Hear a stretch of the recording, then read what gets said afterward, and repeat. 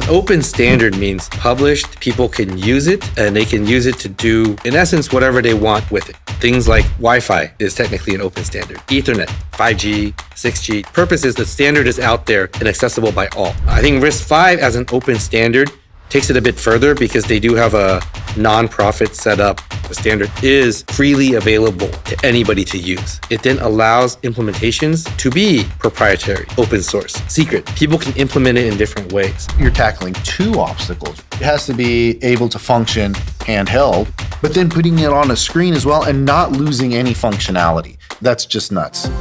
Now with their AI success, they understood their value and they charge appropriately.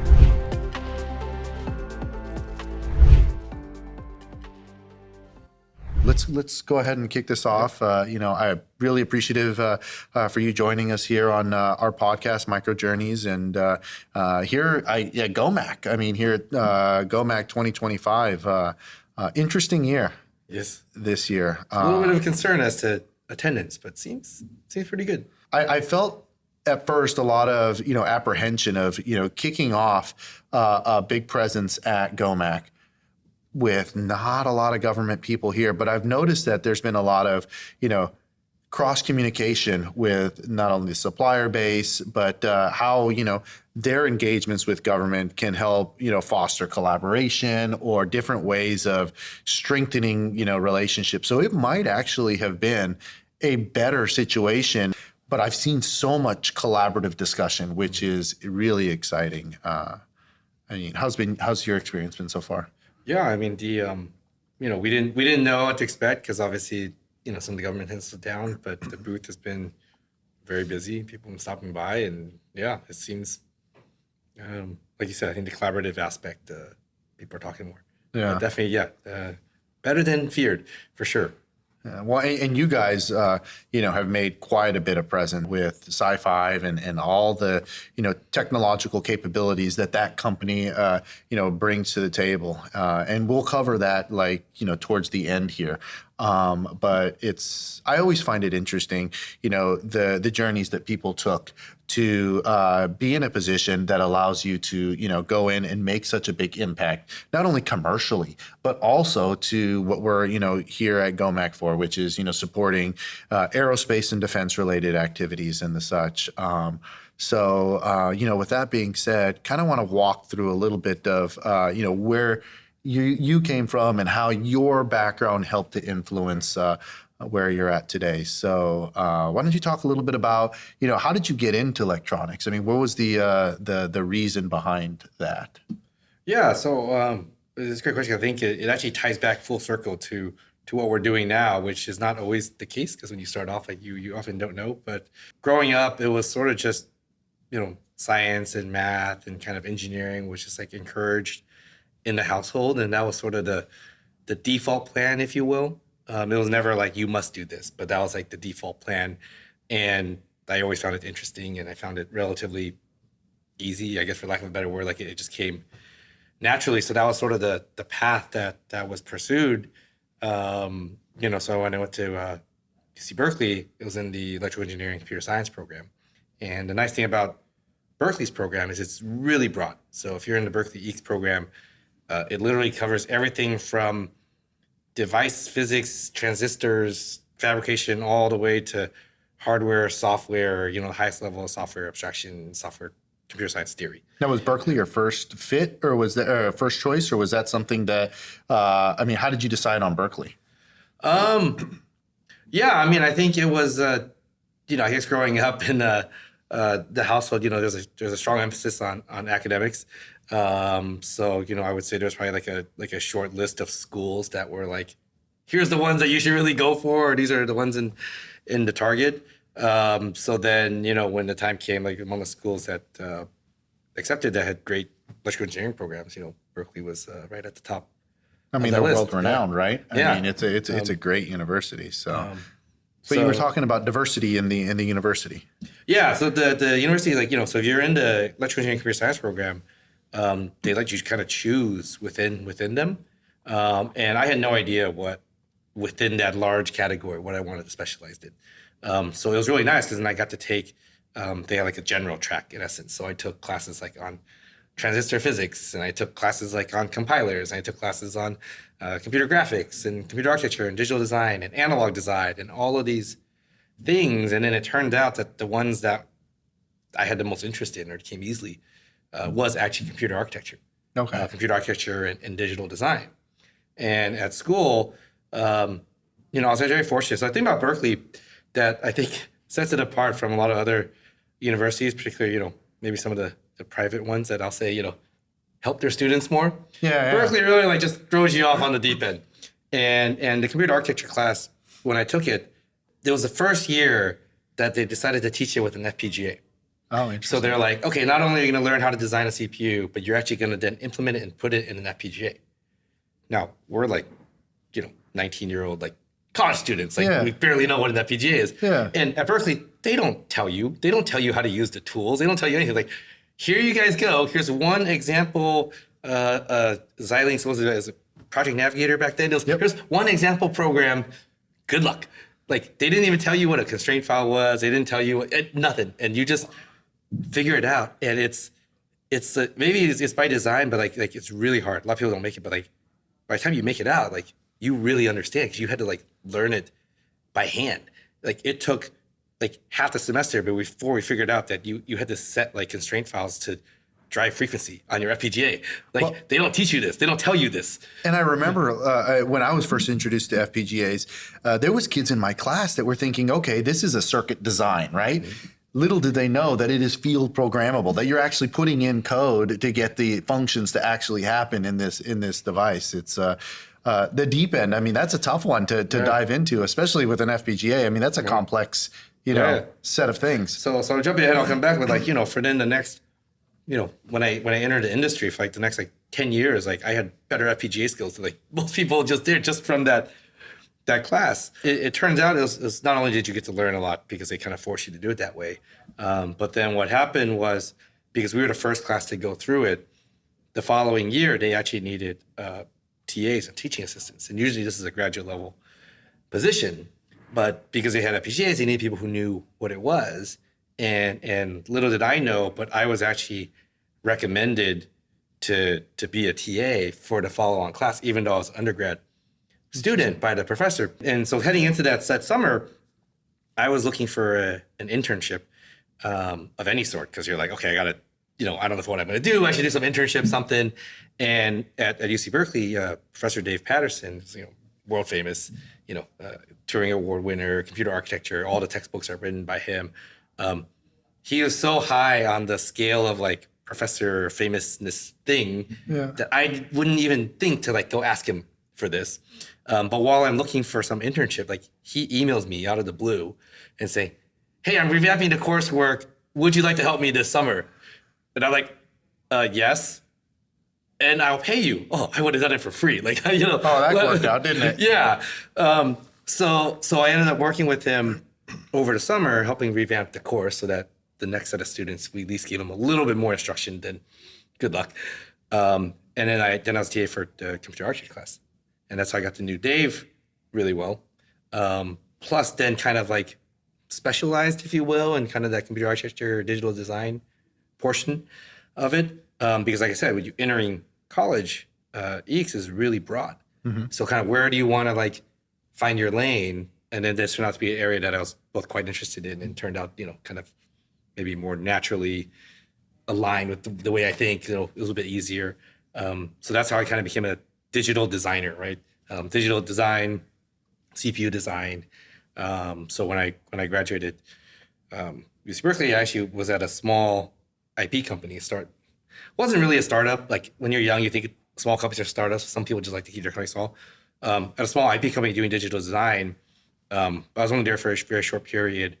Before then, I went to Marvell, where I joined their CPU team. And that's where it kind of aligned back with like, hey, you actually did CPU design, and now you get to do CPU design. Marvell was actually building ARM-based CPUs back then. I bet you were thankful not to be thrown yet again in the deep end. I mean, here's an FPGA, go. Hey, we're going to change the coursework again, go. This having a little bit of stability here, it gave you an opportunity to really flex your knowledge in this space. So that's pretty interesting. So you're over at Marvell now, and you're doing quite a bit of this digital design related work. How long were you there at Marvell?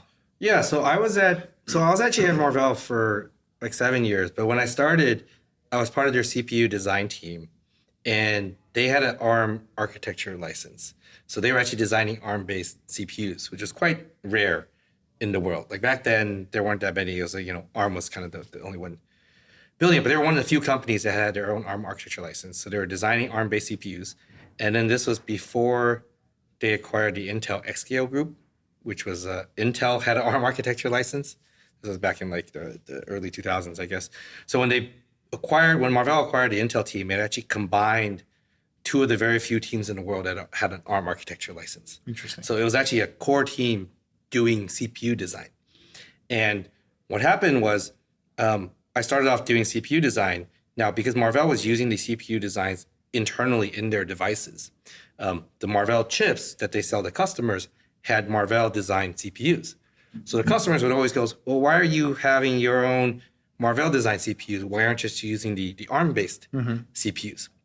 So they needed somebody to go explain to the customer, hey, what's the benefit of Marvell, of our own CPUs relative to the off-the-shelf ARM CPUs? So it turned out that I was really good at explaining to customers. So even though I was part of the CPU team, slowly I started doing more and more of kind of this marketing aspect or this product marketing or kind of BD thing.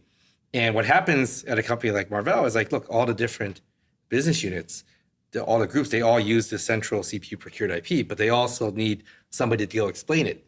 So one BU tells the other BU, yeah, the guy you want to go explain this is Jack. So pretty soon I'm going with all the different business units. Interesting. And that was kind of the transition from design engineer to kind of on the business side of it, which was always a long-term plan, but I never had a sense for like, okay, I want to do engineering for 5 years or 10 years or 50. How many years before I can transition over? Isn't it funny how your career just kind of tells you which direction you're going to go? You might have a plan, but that plan gets nudged in directions. Right. How was your transition over on this? Because a lot of engineers pivoting over to not being fully focused on technology and having to do the hybrid of customer interface and the such is a little bit of a challenge. How did it work for you? Yeah, I think it was. So like I said, it was always part of kind of my long-term plan, but it definitely got nudged much sooner. And it turned out like I really enjoyed it. I liked talking to the customers. I loved the interaction. Much more so than the design portion. So to me, it's kind of a very natural transition. And the ironic thing now, as we eventually get to SiFive and RISC-V, was like back then, even though we were building ARM-based CPUs, we had to explain why it was better than ARM's standard CPUs. Yeah. So in essence, I was selling against ARM from way back then. Yeah. Explaining like, hey, why we can customize it, why it's better for the application, why, these type of things that still resonate true. So you saw that as an initial inflection point within that portion of the technology space that, hey, there may be a better way to do this. And knowing or not knowing at the time, it was something that you were naturally just going out and providing to people, right?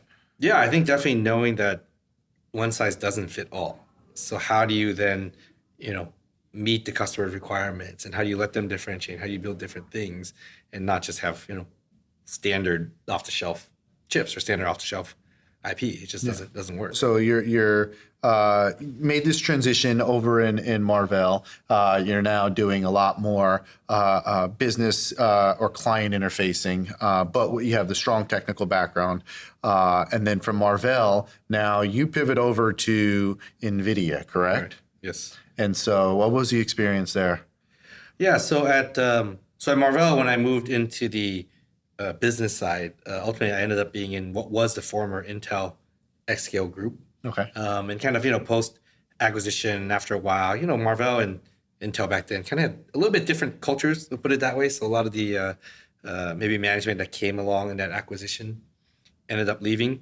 So by the time I left Marvell, I was effectively running, the application processor portion of the xScale business. I think the time from that standpoint was what's next for kind of the career portion. Yeah. Because at that point, Marvell was actually a fantastic place. And I think if you look back, when I look back at all of my colleagues back then at Marvell, like they've all gone out and done amazing things. Like the list of CEOs that are ex-Marvell people, or the list of execs and VPs in our industry that are ex-Marvell, especially around that time frame, is a large number. And I think that's because Marvell back then was super innovative. We tried everything. We got to go out. Like I tell people, like we got a lot of reps. So like, I guess from a career advice to younger folks, like, you need to get the reps. Like you just need to try it, and you need to learn from doing and failing and doing other stuff and exploring different things. And Marvell created this opportunity, this environment where we all got a lot of reps in. So that's why I think you see a lot of ex-Marvell people from that time.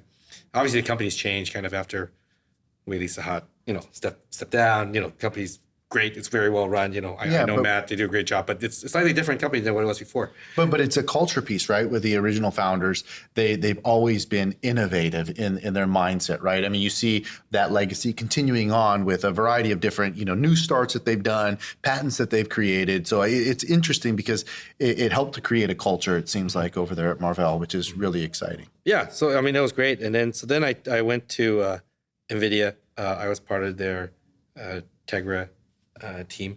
When I joined, it was still what I call the last days of mobile, where people, these days mobile is like, your own chip or Qualcomm, MediaTek, that's it. Yep. But back then it was more vendors, and NVIDIA was actually, trying to get in mobile phones and other stuff. So it's kind of the last effort.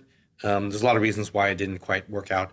But at that point, the Tegra, they were trying to figure out like, where do we go with this? Where is this going to go if it's not going to be in mobile? Because if you remember back then, they actually had a lot of first set of design wins. A lot of the high-end Android tablets, even some phones were using Tegra, but then kind of the follow-on sort of declined as, kind of iPhone came out and the market really consolidated. And this was obviously before the AI explosion happened. So at NVIDIA, what I ended up doing was I won the Nintendo Switch design. Oh, interesting. So the Nintendo Switch, which was powered by Tegra device, that was really a marquee design win, right? That was kind of like, we can get console quality games like on a handheld that's portable and all this other stuff. And, we worked with them for quite a long time, customizing like the software and the graphics layer and all these things to be super optimized so that it can actually be performant with this battery life, with this thing. Now, the Switch, if I'm trying to remember correctly, that's the one where you can play it like a handheld, but then it can go onto your TV as well, right? Correct. Okay, so it has that dual interface piece. Yes. So it's like console quality, right? Because you're connected to your TV and you're playing on a full screen. Yeah. But you could just pick it up and just play it portably. Yeah, you could take it on the airplane or stuff like that. That's right. So that was like, where could we use this kind of really power efficient, really powerful graphics, this other thing that, NVIDIA's really good at. Yeah. So that, I mean, in terms of like marquee design wins or kind of, seminal moments in your career, I mean, that's like a multi-billion-dollar design win, right? But now you're tackling two obstacles, right? It has to be able to function handheld, which is a beast in itself. I mean, dating back to the days where I used to play, Game Boy or stuff like that. But then putting it on a screen as well and not losing any functionality. I mean, that's just nuts. Design win, I think, is kind of an understatement. I mean, that is a humongous achievement. So you're there, you're successful in this Nintendo engagement now. And you were saying? Yeah, so I think this leads to, I guess I'll tell one story about, one of the things like when you work at different companies, I feel like you do learn different things because you can see how companies approach problems a bit differently, from where they stand. And, if I compare kind of Marvell to NVIDIA, like NVIDIA has, so if I'll talk Marvell first. I mean, Marvell was like scrappy and like, we'll innovate, we'll try to do whatever it is. We're very customer focused. Like, what does it take to win that design? Like, sometimes we were like an army of ants. Like, you couldn't stop us. Like, you put a barrier around, we'll just go around it, we'll go over it, we'll go through it, we'll package it up real nice, we'll put a bow on it, we'll do whatever it needs to do to win and to help the customer. And that was kind of like the Marvell approach to things. It was very successful. And NVIDIA is obviously very successful too. But they had a different approach. Like NVIDIA has very high quality, very high value stuff, but they know it. So they would be like, you know what, we want to make sure that we extract the value, and the customers have to appreciate what we have to pay the appropriate amount, which is a completely different mindset than I think, Marvell, where it's like, we're going to package it up, make it as shiny as possible and go out, versus we say, no, we have gold. Yeah. And, we're going to make sure that they want that gold. And if that means wrapping it in shit, if they crawl through it, that's what we're going to do. But it's a complete, it works for both companies. It's just different ways of approaching things. 100%. Completely understand your perspective here, because there's certain niche areas that, every business or every person has that they know it is a capability that others don't. And once you know that, then the perceived value changes substantially. It's a humongous piece here that is, once a company understands that, it really helps to propel them into the right direction, a very financially good direction. Right. Yeah. So if you look at NVIDIA now with their AI success, like, to me, obviously the technology and their position, they came into it, but the company and Jensen, like, they understood their value. Yeah. And they charged appropriately. A lot of other companies would have looked at the hardware mindset, and the chip is this and my margin's that, so I'm just going to sell the chip for this much. And he's like, no, we're not a chip company. Yep. We're sell systems. What's the value of the system? And that's the value that we deserve. And they, so I think people need to understand, like, what I think he's really good at is, like, they understand the value that they provide. And then that allows you to not just charge for it, but then it allows you to develop further value. Yep. And I think that's what that really good at that. So okay. So now you're navigating this set of wins over at NVIDIA, and then now you take another career change, which I believe is into your current company with SiFive. So before we get into what you're doing at SiFive, describe a little bit about what SiFive is. Yeah. So SiFive was founded by the inventors of RISC-V. RISC-V is, at this point, I can't say it's like new, but it's an open standard instruction set. And an instruction set is super important because instruction sets define the interface between hardware and software. So all things in compute, ultimately, you need software to run on them. And the world really had two ecosystems before RISC-V showed up. And the two ecosystems were x86 and ARM. So whatever you built was either x86 or ARM. And there was only two. And if you were in the x86 world, there was two companies from which you could buy chips. And that was the only way you can get x86. You buy a chip from Intel or you buy a chip from AMD.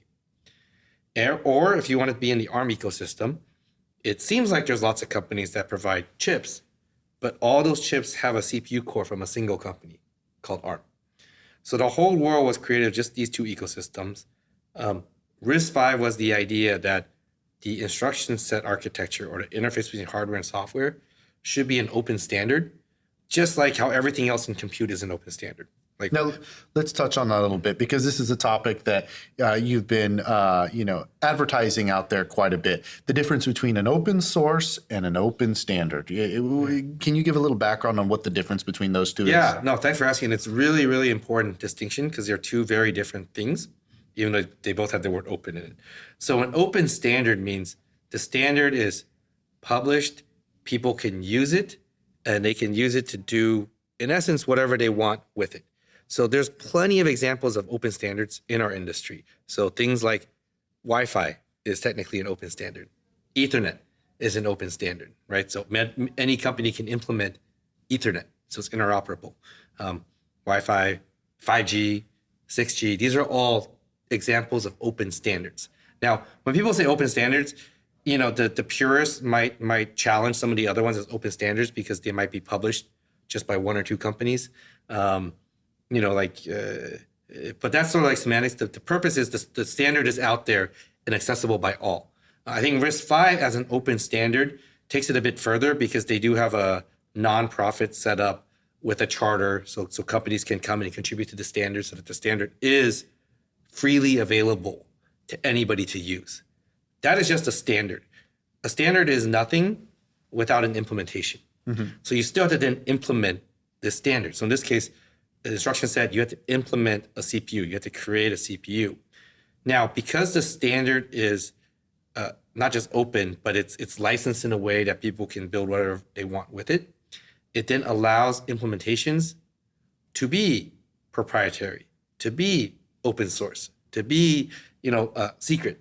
People can implement it in different ways. I mean, the Defense Department has MIL standards, and they have a spectrum of these MIL standards, and they can operate in, one specific company's ecosystem where, it's open information. Other things can be classified, and it can be all part of a contract. So the standard piece isn't just unique to, SiFive's industry or the telecommunications industry you're describing. I mean, the military has standards for a variety of things that they want people to operate within that specific ecosystem. So, okay. So now then for the people listening here, the open source piece, just to make sure we have the clear distinction.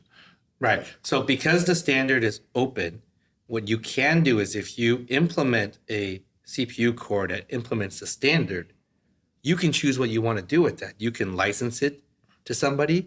You can choose to license it under an open source license. So what happened was, as the standard was being developed, it was invented at UC Berkeley. The graduate students who did that, the first RISC-V core that they did, they put that in open source. So there's an open source implementation of a RISC-V core. That's not the only implementation that exists of RISC-V cores. There's hundreds, if not thousands, of RISC-V cores at this point. But because the standard came out at the same time of proof of implementation, and there happened to be an open source implementation, and at this point there's a few other open source implementations because it's great for research, it's great for college students. Sometimes people get confused that RISC-V means open source. No, it just means that there happens to be a few open source implementations of RISC-V. There are lots of examples of proprietary implementations, for example, what SiFive does. There's examples of proprietary and secret implementations. So for example, like NVIDIA has their own RISC-V core that they develop. They don't share with anybody. They use it in their own devices.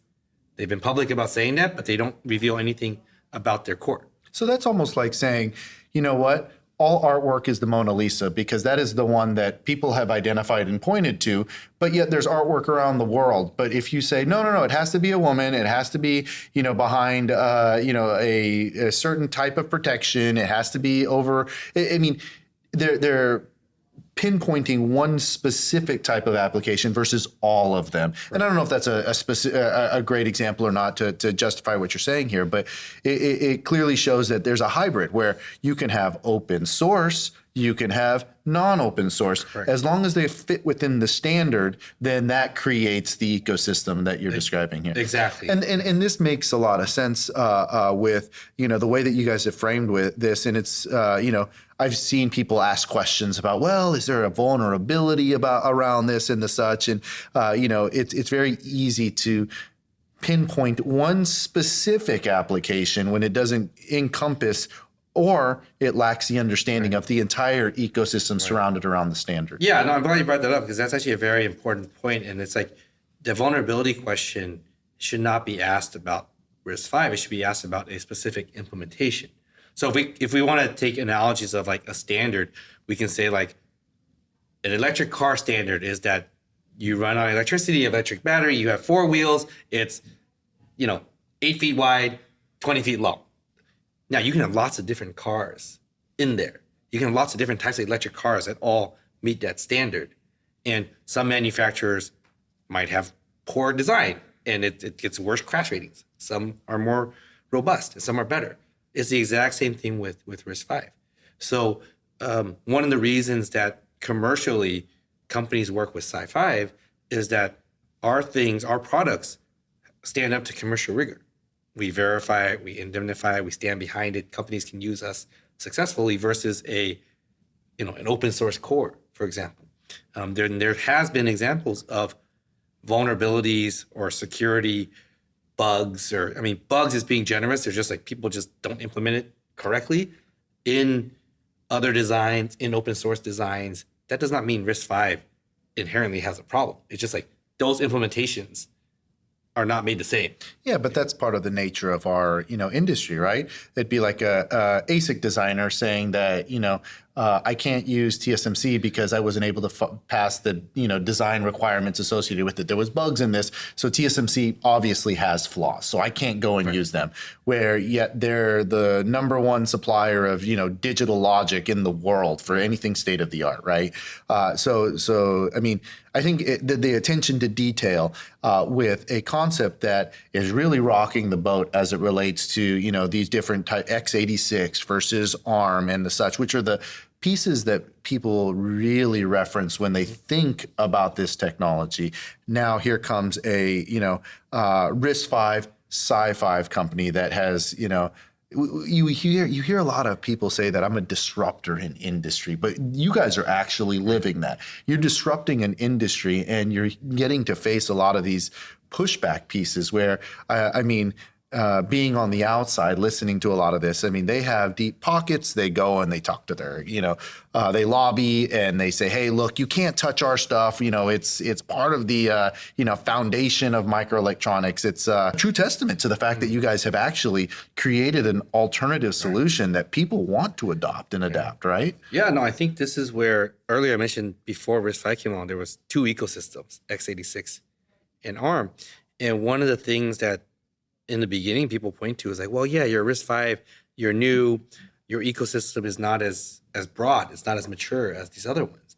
And that is the case. But which ecosystem is growing the fastest? Which ecosystem is clearly going to be around 10, 20, 30, 40 years from now? It's actually RISC-V. And that leads to why SiFive, why are we at GOMAC is like a lot of the government projects, a lot of aerospace and defense, a lot of space, they have much longer time horizons than maybe the commercial guys. So they're looking at this maybe a bit more open, like, hey, what's going to be around 10 years from now, 15 years from now? Oh, you bring up something very important here. The sustainment with the defense industry is nuts. Take, for example, the B-52, right? The B-52 will have had a service life of over 100 years. But think about the original electronics that was in there. I'll challenge anyone to go and find something that's 30, 40 years old and someone that will be able to manufacture that again. The sustainment tail is nuts. So here comes a solution for current and future systems that has that sustainability piece. That's an interesting angle. Yeah, because I think this is one where, in very short-term focus, 5 years ago, people wouldn't have to say, well, x86 disappeared. Like that would be a ridiculous question. But you look at it now, you're like, well, maybe, like outside of some people, even ARM's going in PCs, and it was like, it's not as 100% guaranteed as it might have been just a few years ago. Just a reminder how fast things change, right? ARM, that whole ecosystem is dependent on a single vendor, a single non-American vendor, let me put it this way, that could get acquired, that could decide to not license IP anymore because they want to build chips. Like when you have a single vendor, you're at risk. And you have these entire ecosystems that are based on two vendors in one case and one vendor in another. And that's what makes RISC-V so different is obviously me at SiFive, we're a company, but we're one company in the RISC-V ecosystem. Because the standard is open and available, there's multiple companies that can provide this. So this is why if I look out, like what's the strongest ecosystem? I love the ecosystem challenge because to me, RISC-V is the strongest ecosystem. Because you just have to look at where it's going, not like where it is today. Like this is why, again, the sustainability, why I think there is a lot of traction in aerospace and defense is because they understand that. We need to plan for something that's going to be around 10, 15, 20 years, that I'm going to go get engineers who understand this. They're still developing for this. Well, there's no company now that we're seeing how the trends have happened that is too big to fail. Look at Intel. With they're a wobbly company right now. The future hopefully will allow them to sustain the once great company that they were. They've just changed CEOs and the such, but it's a testament to. It's not now impossible for the company that is perceived to be too big to fail to go down. So if that can happen to an Intel, why can't that happen to an ARM? Right. Why can't that happen to an x86? Why can't it?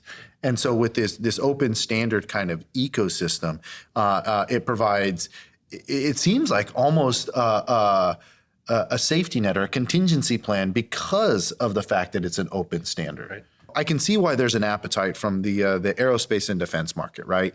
They would want to have, like you said, this sustainment piece. Why don't you talk a little bit about, how you guys have been successful in engaging with, this kind of space? Because with technology companies, sometimes it's a big hurdle to not only work with the government, but also integrate into different programs. So why don't you talk a little bit about that? Yeah, so SiFive as a young company, we're definitely still learning and getting better at this.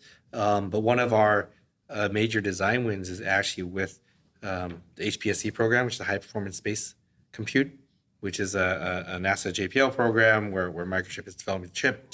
But in that chip, this is the next generation device that's going to be used for all space compute, future satellites and rovers and what have you.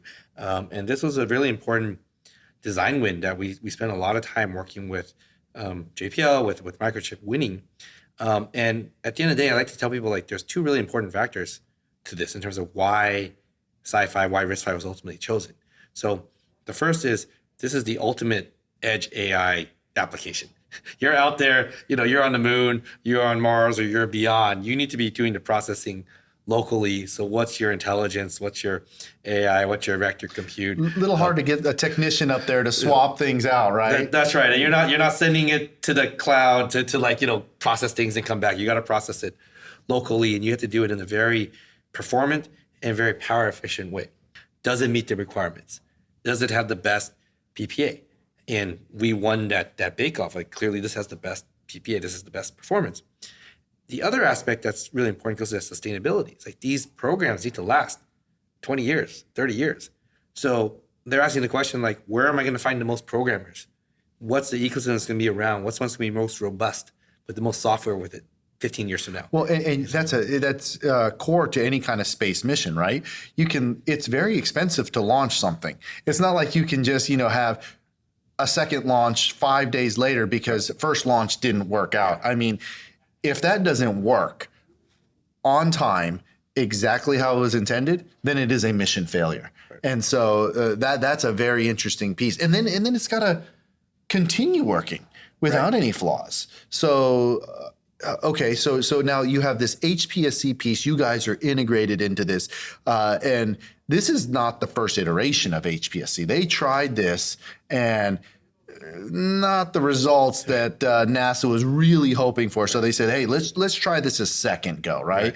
And the trajectory of this, if I want to kind of stay on a NASA theme here, the trajectory of this seems like not only is it enabling, but it has a lot of ability for being a foundational program that expands.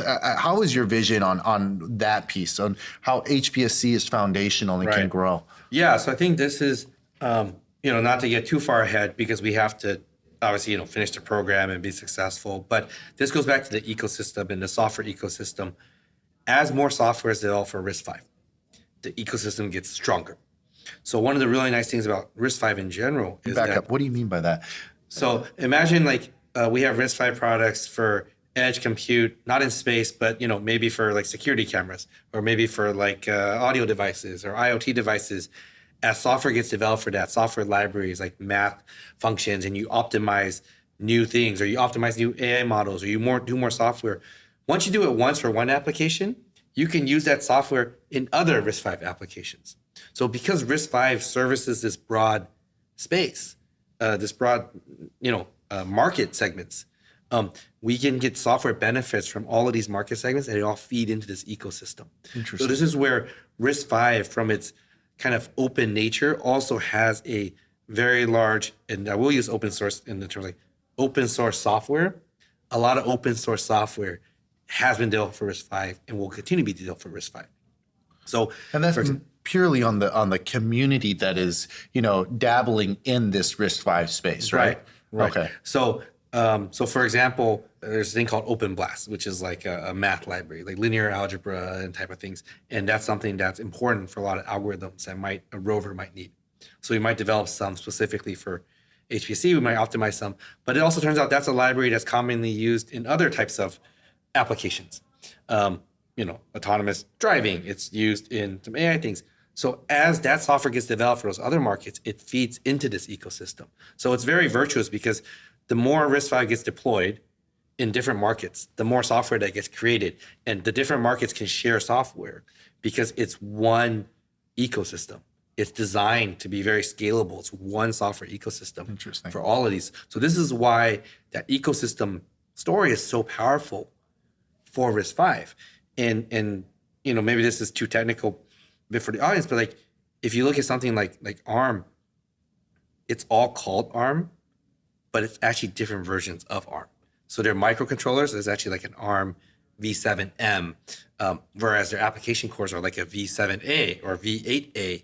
They're actually different instruction sets. So they're upgrades to the prior design, not necessarily a pool of capabilities that enhances the framework of what the execution should be, right? I think it's not just an upgrade. It's like the software ecosystem for their microcontrollers is a different software ecosystem for their application processors. Interesting. It just happens to both be called ARM. So people are like, oh, it's ARM. It's all the same. It's actually not the same.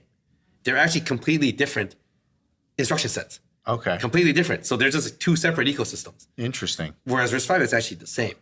So this is, now ARM, credit to them. They've done a great job of having a large microcontroller ecosystem. They've done a great job of having a large application ecosystem.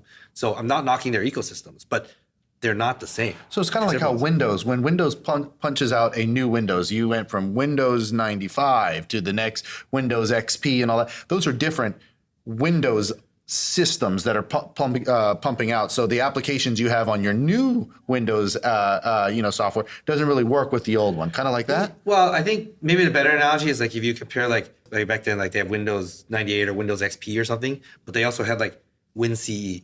Got so it. The mobile device. Like, yeah, they're both called Windows, but the WinCE stuff doesn't run on big Windows. Talking together. But they're both called Windows. Got it. That's probably a better analogy because, like 98 to XP had a little bit of backward compatibility mode. Okay. So, and I can see why then, going back to the RISC-V piece, this would be so attractive to an HPSC because now the government is making this investment in a high performance space computing capability. But then if they make that investment, it can springboard into future applications, future space applications, and maybe not even space.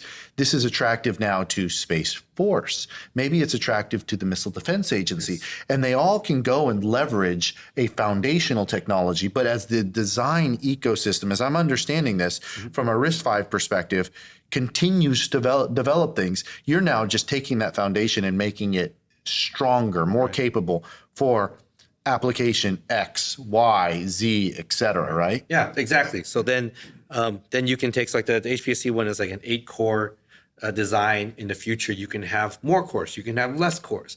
We're working on things to make those similar cores trusted and assured, working with some third-party folks to make sure this design is trusted and assured. So now you can use it in those type of applications. Interesting. But then still get the leverage of the software ecosystem. Going back to the discussion we had earlier, which was, the MIL standards, being able to use non-trusted or non-classified related stuff, and then a classified application, and the benefit of the open standard on being able to have that flexibility. So you can now have a security wrapper option if the user decides that is something that I want to protect a little bit more versus the non-trusted or assured or whatever the protection mechanism is. Exactly.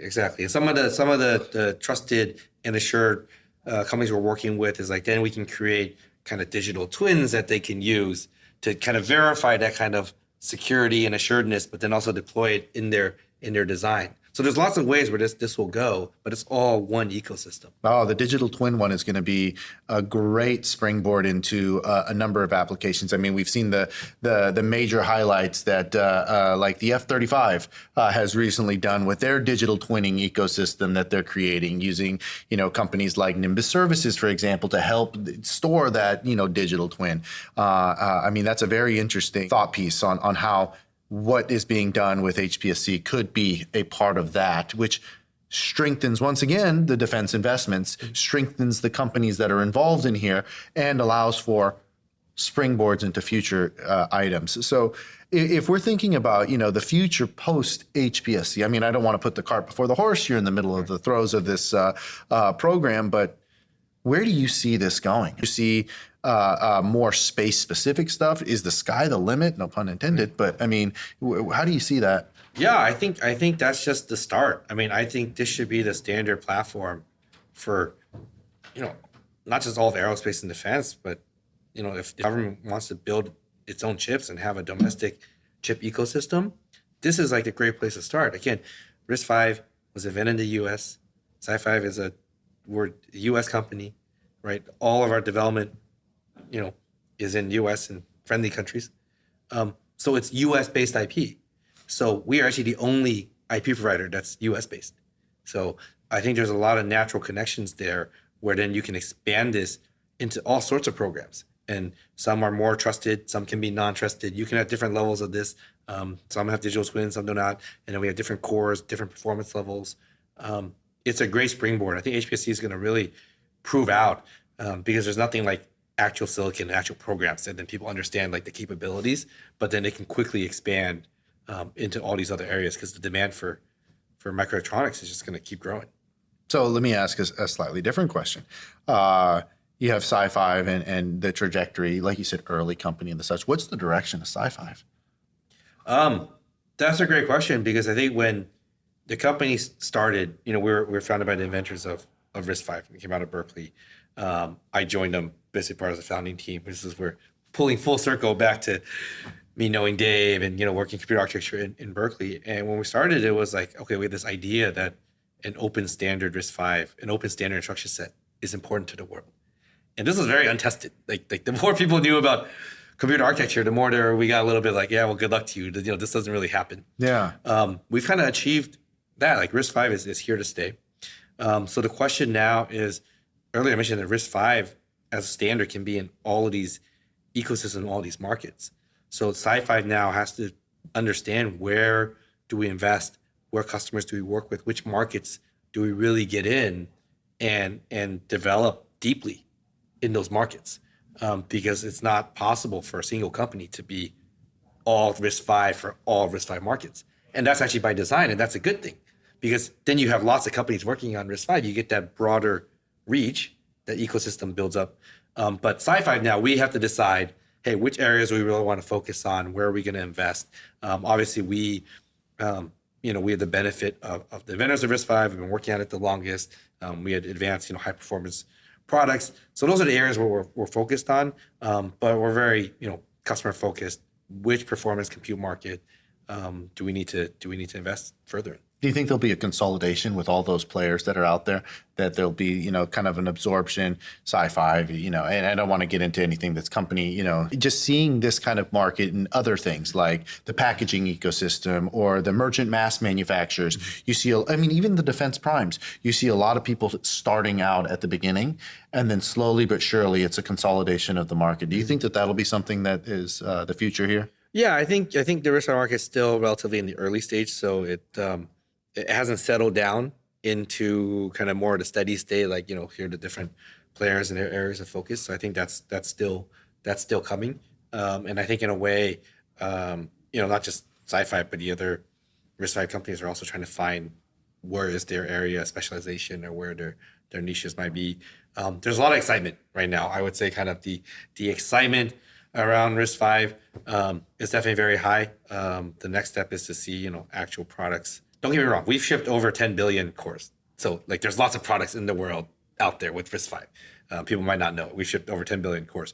But when I say in the mindset of HPSC deploying, in the mindset of more programs, all where RISC-V is kind of default choice, I think that's where we're going. And when we get there, I think there will be a little bit of a clearer view of hey, who are the really important vendors, who are the really important ecosystem providers, who are really important partnerships in this space. Interesting. Now, with the technology that we've been focusing on, it's been mostly microelectronics right now. Microelectronics is an enabling technology for all other things. For example, you can't have AI without microelectronics, but you can have microelectronics without AI. Yes. Same thing with hypersonics. You can have hypersonic missiles out there, but they require microelectronics. Last I checked, there's not a lot of hypersonics that are pushing microelectronics. So from all of these different big technology, investment pieces that are going on, where do you see the next big push for SiFive in a large technology space that may not be a direct connection? Yeah, I mean, certainly AI. I mean, all compute these days is really focused on AI. I would generalize that a little bit more. It's about workload acceleration. AI is a very specific workload. People want to accelerate their models that they want to run. So compute now is not about general purpose compute. So it's not just like, let's just have a faster CPU that can run everything. It's about how do we accelerate that specific workload? And from an AI perspective, like the AI workload these days, the common approach is to build dedicated hardware that can accelerate my AI model. The issue with that is the models change really rapidly. So you have dedicated hardware, then the models change. Now your hardware doesn't quite work. It doesn't run for that thing. That's a major problem. The other problem is when you have bespoke hardware to accelerate these models, they're really hard to program. And they're really hard to program. You can't maintain the software. That's a huge issue. So we view, where RISC-V has a role in this is like RISC-V, it becomes a common programming interface for these AI applications. So we actually have CPU cores that have vector processing, and they have special interfaces that connect to different accelerators. So our customers can take their accelerators and they connect it tightly coupled to our vector cores. And now our vector cores are standard RISC-V cores. You get to use standard RISC-V tools. So the compilers, the tools, the libraries, the debug, all of the software stuff just works. You can run Linux, you can run RTOSes, you can run whatever you want because it's RISC-V. And then now this is a very nice software programming interface model for your hardware engine. You can issue commands to your hardware engine. You just run it as a RISC-V program. So you get the acceleration from your hardware engine with a standard programming environment. And what's more than that is because this is now just a CPU with vectors, it's really good at a lot of things. It can do pre-processing, it can do post-processing, it can do format conversion. If the model changes and you're missing this one thing, now you can run it on your CPU. We can map custom operators to the CPU. So in a way, we're very complementary to the dedicated hardware blocks. So our approach to this is for the AI market, or the people who are trying to develop AI solutions or developing workload acceleration, to generalize it a bit more, is like accelerate your workload with your hardware, but put the programmable RISC-V front end on it.